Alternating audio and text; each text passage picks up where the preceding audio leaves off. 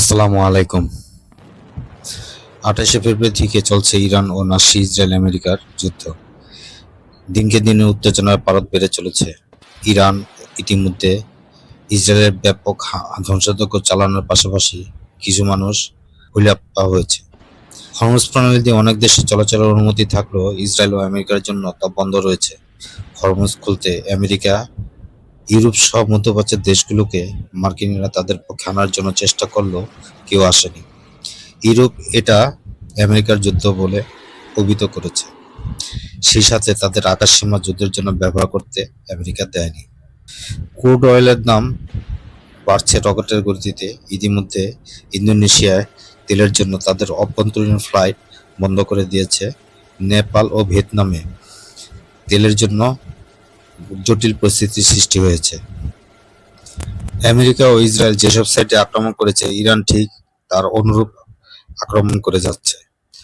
প্রবলভাবে মার্কিন president Donald Trump নিজের সুপার পাওয়ার ও ডলারের কর্তৃত্ব বজায় রাখার জন্য হরমুজ প্রণালী খোলাকে তার চিরন্ত বিজয় হিসেবে মনে করছে।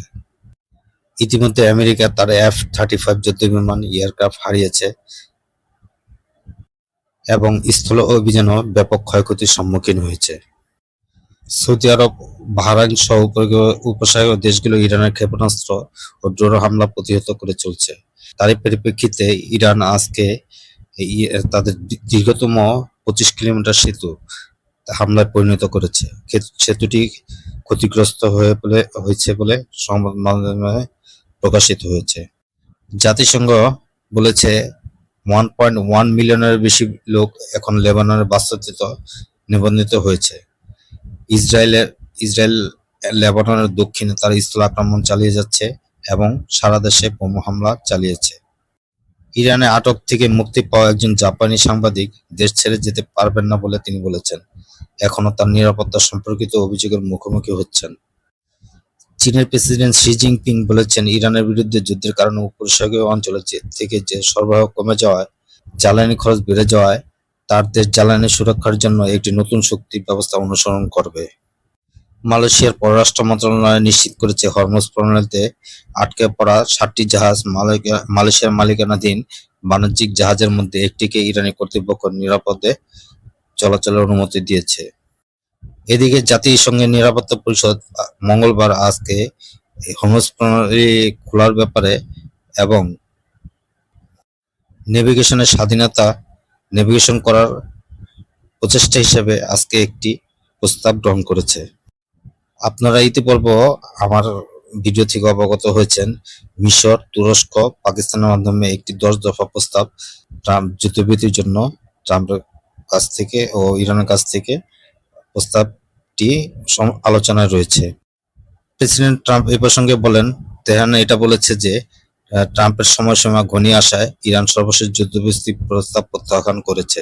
অর্থাৎ ট্রাম্প যে 48 ঘন্টার আলটিমেটাম দিয়েছে তা ঘনিয়ে আসায় ইরান তা প্রত্যাখ্যান করেছে। ট্রাম্প ইতিমধ্যে 48 ঘন্টার ভিতরে একটি যুদ্ধবিরতির প্রস্তাব দিয়েছে, নতুবা সে ইরানের বৃহত্তম পাওয়ার প্ল্যান্টগুলিতে হামলা চালাবে। ইরান যুদ্ধবিরতির প্রস্তাব প্রত্যাখ্যান করে বলেছে তারা যুদ্ধের স্থায়ী সমাপ্তি চায়। ইরানের রাষ্ট্রচালিত ইরনা নিউজ এজেন্সি জানিয়েছে, পুনর্গঠন ও নিষেধাজ্ঞা তুলে নেওয়ার প্রস্তাব সহ একটি গুরুত্বপূর্ণ মধ্যস্থতাকারী পাকিস্তানের মাধ্যমে তেহরানের নিকট 10 দফা প্রতিক্রিয়া জানিয়েছে।